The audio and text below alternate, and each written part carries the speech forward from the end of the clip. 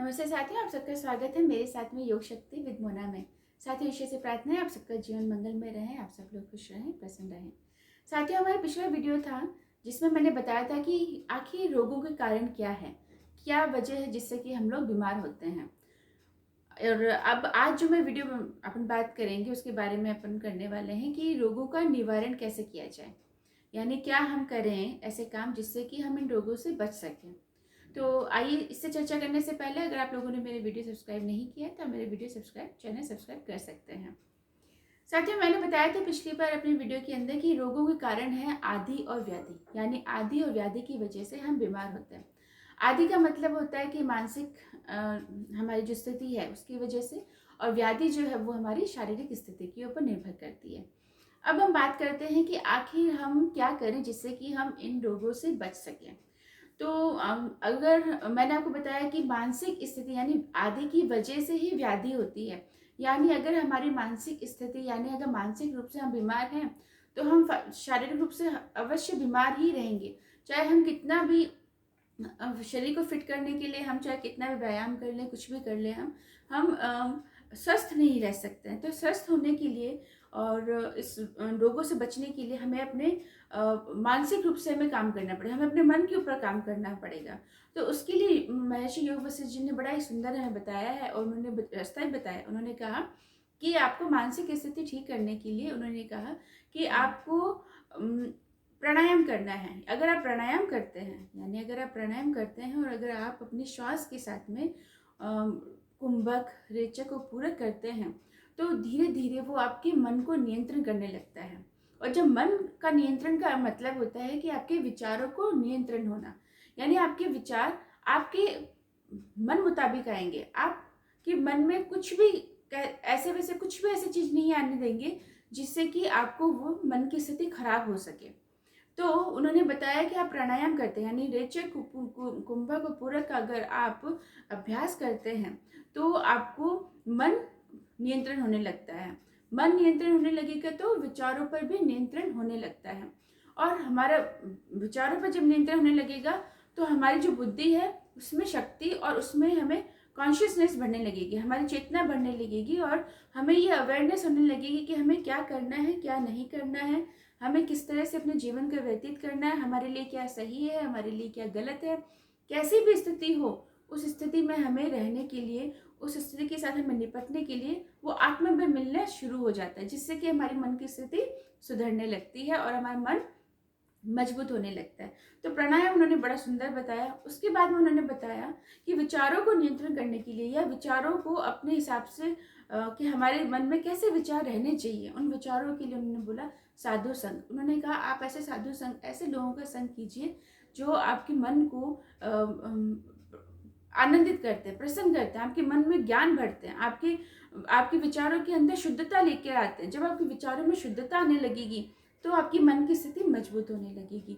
तो साधु संघ का उन्होंने बहुत ही सुंदर उन्होंने वर्णन किया है। और उसके बाद में फिर हम बात करते हैं कि स्वाध्याय के बारे में। तो उन्होंने कहा कि हमें स्वाध्याय भी करना चाहिए। स्वाध्याय का मतलब होता है स्वयं का अध्ययन, यानी खुद के बारे में आप बैठे कुछ देर अपने आप को समय दें। पूरे दिन हम सब दिन भर हम कुछ ना कुछ क्रिया करते रहते, कोई ना कोई हम काम करते रहते, जिससे कि हम एक मिनट भी ऐसा नहीं होता कि हम बैठते हैं और सिर्फ अपने लिए सोचते हैं, सिर्फ अपने लिए अपने विचारों को देखते हैं। आप बैठें और बैठ के आंखें बंद करके 2 मिनट के लिए लंबी गहरी सांस भरें और उसके बाद में आप सिर्फ अपने साथ में रहें। आप देखिए क्या चल रहा है आपके मन में, आप ऐसे क्यों व्यथित हम रह रहे हैं, क्या हमारे हमारे विचार उस समय क्या चल रहे हैं, हम किस तरह से सोच रहे हैं। कहते हैं ना कि जिस तरह से आप सोचते हैं वैसे ही आप बनते जाते हैं, वैसे ही आपका मन बनता जाता है और वैसे ही आपके मन की शक्ति होने लगती है।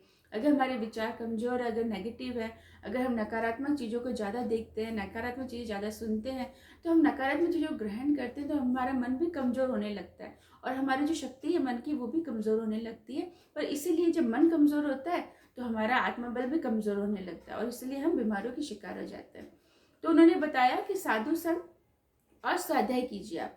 स्वाध्याय के बाद में उन्होंने बोला कि आप अच्छे अच्छे बुक्स जो आपकी होती हैं, जो आप अध्ययन कीजिए। आप अध्ययन करने का कारण उन्होंने ये बताया कि जब हम अध्ययन करते हैं तो अध्ययन करने से हमें ज्ञान प्राप्त होता है और जब हम उस ज्ञान के साथ में श्रवण और मनन करते हैं, यानी जब हमने श्रवण किया, उसको सुना, और फिर अब जब हम उसका धीरे धीरे मनन करते हैं, तो वो मनन करने के बाद में हमारे मन के अंदर शक्ति आने लगती है। हमें पता चलने लगता है कि हाँ, हमारे लिए क्या सही है, क्या गलत है, हमें क्या करना है जीवन में, हमें किस तरह से अपने जीवन को व्यतीत करना है, हमें क्या चीज़ों पर नियंत्रण करना है, हमें क्या चीज़ों को छोड़ना है। ये सब चीज़ें हमें साफ साफ दिखने लगती हैं, और उन सबको करने के लिए हमारे मन के अंदर शक्ति आने लगती है। क्योंकि हम चाहते तो बहुत है कि जैसे कि हमें मीठा खाने की बहुत आदत है, हम सोचते हैं कि हमें मीठा छोड़ना है, लेकिन हम छोड़ नहीं पाते हैं। वो जो छोड़ने की जो शक्ति है वो आपको मन से प्राप्त होगी। आपका जब आत्मबल मजबूत होगा तो आप उसको छोड़ सकते हैं। जैसे हमारे अंदर कोई बुराई है, कोई ऐसे बुरी हम चीज़ों को ग्रहण कर रहे हैं खाने की, या हम ऐसे कुछ बुरे संगति के साथ में है जिनको हम चाहते हैं छोड़ना पर हम छोड़ नहीं पा रहे हैं, तो वो चीज़ों के लिए हमें आत्मबल की आवश्यकता होती है। वो आत्मबल हमें कहाँ से प्राप्त होता है? जब हम स्वाध्याय करते हैं, जब हमारे मन के अंदर आत्मबल हमारा बढ़ने लगता है। तो यही हमें करना है कि हमें साधु संग का ध्यान, अब हमें साधु संग करें, हम स्वाध्याय करें, हम अच्छी हमारी जो बुक्स हैं, जो किताबें हैं जिनके अंदर हमें बहुत ज्ञान भरा हुआ है, उन किताबों को जब हम अध्ययन करते हैं तो हमारे ज्ञान बढ़ता है, और ज्ञान बढ़ने के बाद में हमारे बुद्धि प्रबल होती है, और बुद्धि जब प्रबल होती है हमारी, तो हमारे विवेक है, ज्ञान प्राप्त होने लगते हैं। यानी हमको चीज़ों का हमारी चेतना तेज होने लगती है, बढ़ने लगती है, और हमें चीज़ों का इजी गोइंग हमें पता चल जाता है कि ये सही है हमारे लिए, ये हमारे लिए गलत है। तो हम उसका निर्णय कर सकते हैं, और हम अपने जीवन के अंदर सही चीज़ों को चुनते हुए हम सही मार्ग पर चल सकते हैं। दूसरी बात, अगर हम अब कहते हैं कि शारीरिक व्याधि को दूर करने के लिए हम क्या करें, तो व्याधि को दूर करने के लिए उन्होंने सिर्फ एक ही कारण बताया कि आपको आदि को खत्म करें। आपको एग्जाम्पल देती हूँ कि मधुमेह रोग जो है, हम सोचते हैं कि हमने बहुत सारी शुगर खा ली, हम रोज बहुत मीठा खाते हैं इसलिए हमको शुगर हो गया। नहीं, मधुमेह होने का साइंस भी ये मान चुकी है कि मधुमेह होने का जो बड़ा रीज़न है वो ये है कि आप लंबे समय तक आप मानसिक रूप से तनाव में हैं। आपके मानसिक जो व्यथा है वो ठीक नहीं है, आप कहीं ना कहीं बहुत लंबा गहन चिंतन में रहते हैं, आपको कोई ना कोई चीज़ों के बारे में आपको टेंशन रहती है। आप तो वो जो लंबे समय से आपकी मानसिक स्थिति ठीक नहीं थी, उसका जो परिणाम था वो आपको क्या मिला? मधुमेह के रूप में मिल जाता है हमको। तो क्या होता है कि मधुमेह के रोगी भी ये हाइपरटेंशन क्यों हो गया? क्योंकि हाइपरटेंशन की वजह भी यही कारण कि या तो आपने बुरे व्यसनों का आपने आदी हो गए हैं, या फिर आप लंबे समय से बहुत तनाव के अंदर हैं, आपकी जीवन शैली जो है वो अस्त व्यस्त है, आप कभी भी कुछ भी कहीं पर भी आप कुछ भी ले लेते हैं, कहीं पर भी जिन जगहों पे हमें नहीं जाना चाहिए जिस समय पे हम उस समय चले जाते हैं, जो चीज़ें हमें जिस समय नहीं खानी होती है हम वो खा लेते हैं। इस वजह से ये जो अस्त व्यस्त है जीवन के अंदर, उस वजह से भी हमारे शरीर में बीमारियां आ जाती हैं। तो आदि और व्याधि दोनों एक दूसरे के पूरक है। अगर हम आदि को ठीक करेंगे तो हमारी व्याधि अपने आप ठीक हो जाएगी। बहुत सारे लोगों को क्वेश्चन है कि आदि और व्याधि को दूर करने के, उसके रोगों को दूर करने के उपाय क्या है? तो आपको यही उपाय है कि आपको मन के ऊपर, आपको मानसिक स्थिति को ठीक करना होगा, आपको मन के ऊपर काम करना होगा। और मन के लिए आपको प्राणायाम बहुत सुंदर है। आप प्राणायाम मन को और चित्त को पूरा नियंत्रण करता है, और जब मन नियंत्रित होने लगता है तो सब कुछ वैसे अपने आप हमारे अंदर नियंत्रण होने लगता है। क्योंकि मन जो है वही हमारे इंद्रियों को भी भगाता है। मन जो है, जब मन आपका मजबूत होगा तो इंद्रियां जो है वो इधर से उधर नहीं भागेगी, विषयों की तरफ नहीं भागेगी।